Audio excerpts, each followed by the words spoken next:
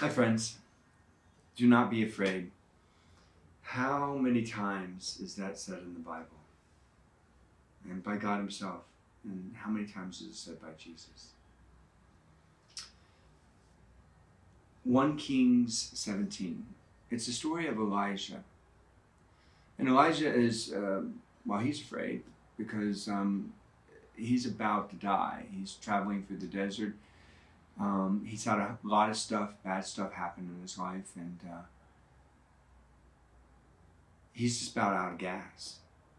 Not just physically, food and water, but just spiritually and motivation-wise. He comes across this widow and her son, you know the story, and she's about out of gas. Like she's about ready to make their last meal, and they're going to die. I mean, they don't have any food and water left. And he does something strange. He asks her if, while she's going off to make food for her and her son, if she'll come back and feed him too. And even though she says, we don't have enough for me and my son, he asks for her to include him. And he says these words, "Do not be afraid. Go and do as I propose." And remarkably, to this stranger who she doesn't know, she sees something of holiness, maybe, or that of goodness, or that this is the right thing to do, difficult, but right, and somewhere in all this God is. So she brings the food back, and the three of them eat, and not only is it enough for the three of them, miraculously, but it's enough for the three of them now for a whole year. A whole year. And that's what happens when we don't allow fear to take charge of our lives, but we let faith take charge of our lives. God blesses that. When we don't allow fear to take charge of our lives and keep us from being the persons God created us to be and doing what God created us or calls us to do at any particular moment of our lives. And not only then is our life blessed by that, but other lives are blessed by that. Like Elijah ends up staying with them, even though he's on a journey. He stays with them for a year, and then he takes care of this widow and her son. Because remember, in the Old Testament times, to be a widow and to be an orphan, that was the most dire positions to be in, because no one takes care of them. And that's what God's always railing against in matters of justice. Take care of the widow, take care of the orphan. So Elijah follows that. And he blesses their life for the next year. But it doesn't stop there, because then the widow taking care of Elijah, providing from her food storage, which God has miraculously touched, gives him what he needs when God calls him to move on, to be able to do some pretty incredible things as a prophet. And there's that exchange of blessing. Let me tell you a story. It's a story that I'm sure you've heard of before. A story of the sinking of the Titanic. It happened in 1912, but maybe this part of the story you're not aware of. 20 boats were able to be released. These were lifeboats from the ship as the ship was sinking. That's it, 20 boats. And remarkably, when they pulled away from the sinking ship, those 20 boats, not a single one of them were filled up with people, which is terrible. Now, when the boat is sinking or completely sunk, there's all these people out in the waters, therefore, right, who didn't get into a lifeboat. And they're alive, but they're in frigid water, and they're not going to last. And all but one of those boats, so let me say it a different way, 19 of the boats that weren't filled up with people refused to go back into that mess and pull people out of the waters, because they were afraid. The people in the boats were afraid. Afraid that the people in the water would swamp them, and then they would all drown, and no one would be saved. So they didn't venture back in. Fear took charge of their lives, and the reasons for that the boat was created to save lives was never realized. And the good that God was calling those people to do never came about because fear took charge of their lives rather than pushing through that like boat number 14 did. Boat number 14, they had people in it just like the other boats. But somehow, some way, they saw in that moment that there was good to be done, as difficult as it might and could have been, and as threatening as it could have been for them. They saw that the good needed to be done. And they moved beyond themselves and their own good and their own survival, their own preservation, and they saw the good in other people and need, and they responded to it. And so they rode back into that mess, and they pulled many people out of that water, as many as they could, and many lives were saved that day because of boat number 14. We all have fears. There are things that we're afraid of. And one of the things I've noticed over the years as a priest that we all can struggle with in a particular way as we experience fear is we're afraid we're not enough. Or we're afraid we're not going to have enough. And those two fears keep us from being the persons God created us to be and doing what God has called us to do at any given moment in our lives. I know I've struggled with that type of fear. And most recently I struggled with it when I was called downtown Columbus to the downtown diocesan offices. And I met with Bishop Brennan. And he asked me if I would be one of his Episcopal vicars. And when he explained to me what it was, it almost literally scared the Jesus right out of me. And I just thought to myself, how I'm not enough to do this job. I don't have enough to be able to do this. To be able to remain as a pastor of a parish and a school, which I love being and doing.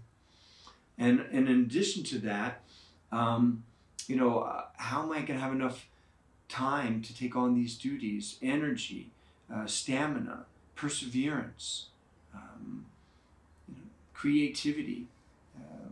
How am I going to have enough strength to do this? And immediately, in that moment and the days that followed, it lingered inside of me, this fear of not being enough took charge of my life. Until I started taking it to prayer, and in taking it to prayer and just laying it before the Lord, how I was feeling inside, I remember what I'm learning through spiritual direction classes, a very fundamental principle, and that is this, is that fear is not from God. It's not how he shepherds us. It's not how he leads us.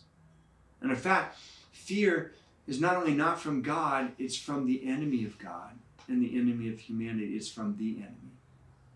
And it's a way that he uses in order to keep us from being who God created us to be, and from doing what God is calling us to do at any given moment.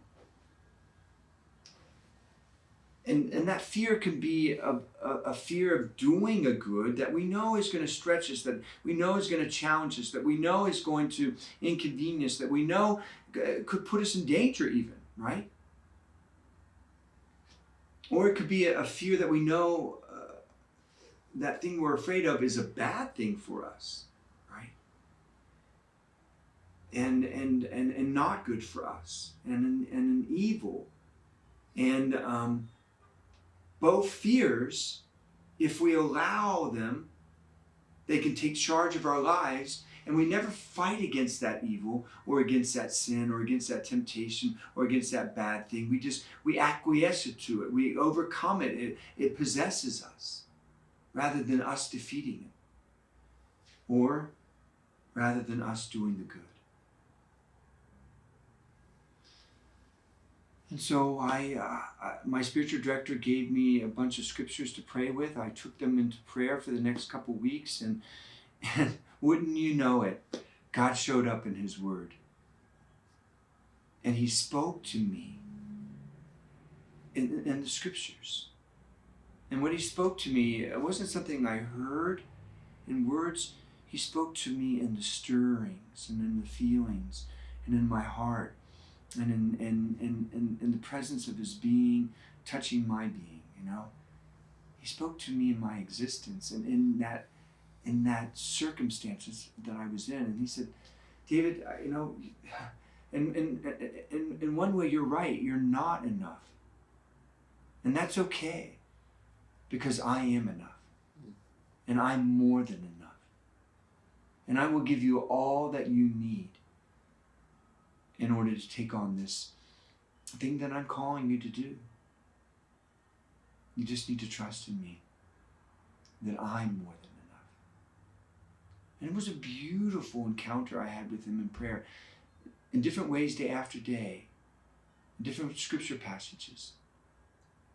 And from those 2 weeks of prayer, I came out of that with a consistent calm and peace and confidence and trust that this is not on me.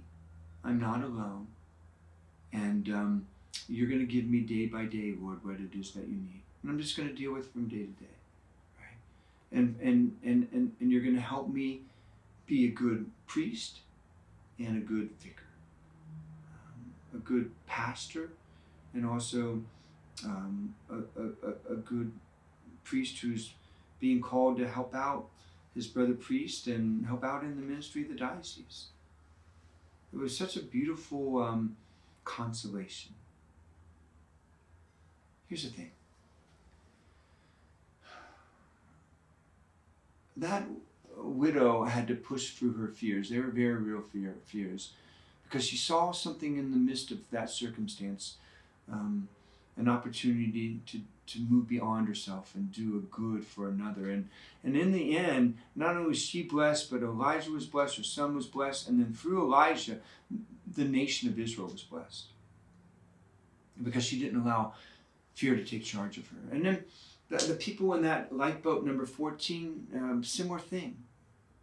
That they were able to push through the darkness, literally the cold, and the potential peril, to see the good in others and the good that they could do for others who needed them. And those lives were blessed. And I can only imagine that the people in lifeboat number 14 never regretted what they did, whereas the people in all those other boats had to live their life regretting what they did.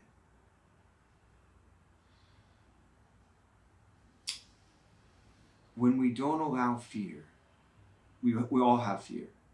And we all have that fear of, I'm not enough, or I don't have enough.